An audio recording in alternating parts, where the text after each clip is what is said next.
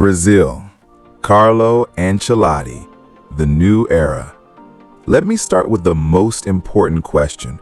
What does Ancelotti's Brazil actually look like? Because Ancelotti is not a manager who imposes a rigid system on his players. At Real Madrid, he famously gave his best players freedom, trusted them to express themselves, and built the team structure around protecting and unleashing that talent. With Brazil, that philosophy means one thing above everything else. Vinicius Jr. plays with complete freedom, no tracking back, no defensive responsibility, pure attacking expression. Ancelotti will build the entire Brazil system around getting Vinicius Jr. in one-on-one situations against Morocco's defenders as many times as possible.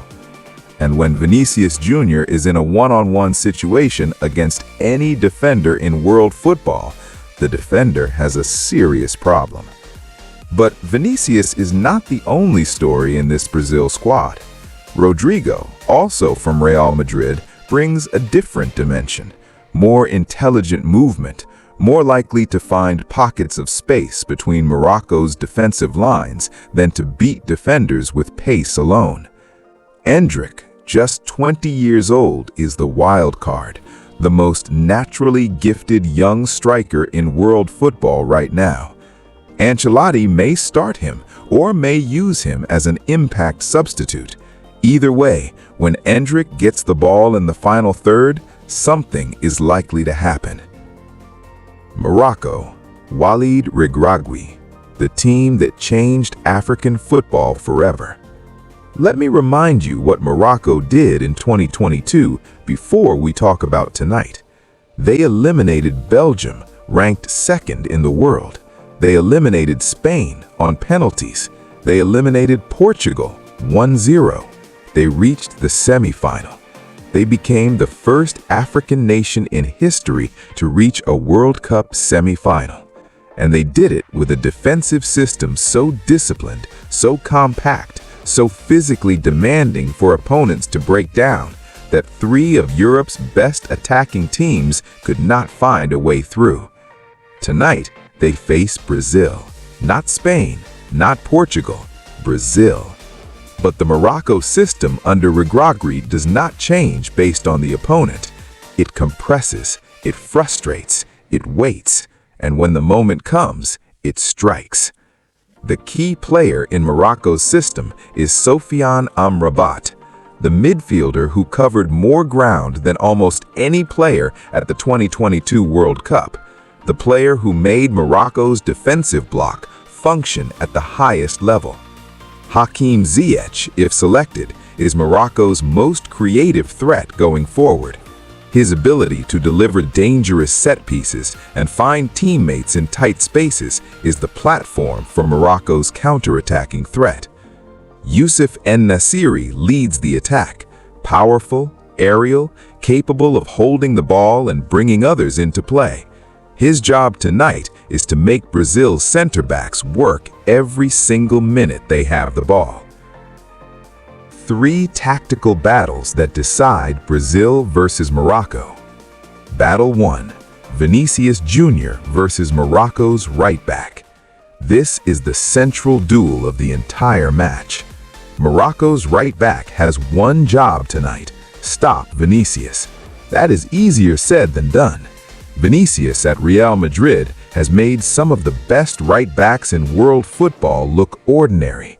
But Morocco's defensive system means Vinicius will rarely be in a pure one-on-one. He will almost always have a covering midfielder or center-back within 5 yards. Vinicius needs to be explosive in the first half step, not giving Morocco's right back time to set his feet.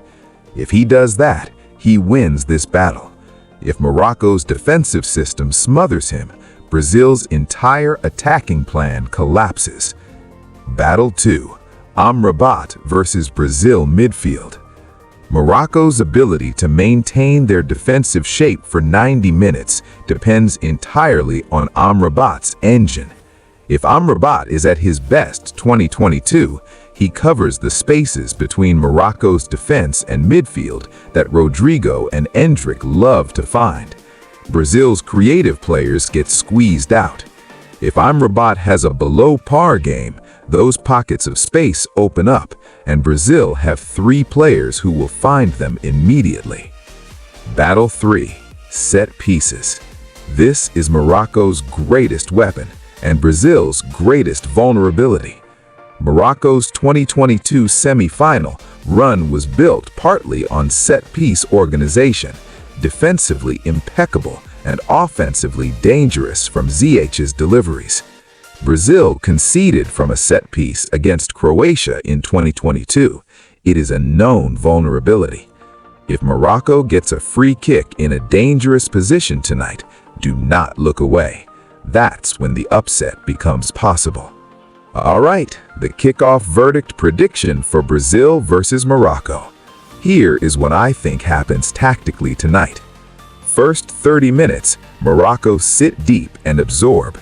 Brazil have the ball, but cannot find a way through Morocco's defensive block. Frustration builds.